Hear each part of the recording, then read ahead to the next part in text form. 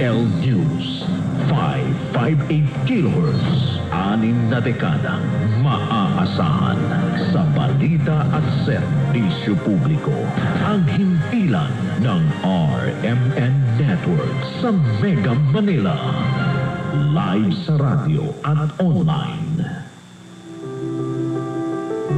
Ito ang RMN DCXL 558 kHz sa Metro Manila. Nagsasahimpapawid sa lakas na 40,000 watts at may bahintulot mula sa National Telecommunications Commission. Ang RMN DCXL 558 ay nasa 8th floor ng Atlanta Center, Annapolis Street, Green Hills, San Juan, Metro Manila. At ang transmitter site ay nasa Barangay Taliptib, Bulacan, Bulacan. Ang aming pangkat technical ay pinangungunahan ni na Engineer Dominador Abogado, PCE License Number 0006941, Valentin Villasica, License Number 95-1PNCR-12804, Resurrección Albesa, License Number 95-1PNCR-12902, Erwin Makatangay, License Number 95-1PNCR-13105, Daniel Fangunilo, License Number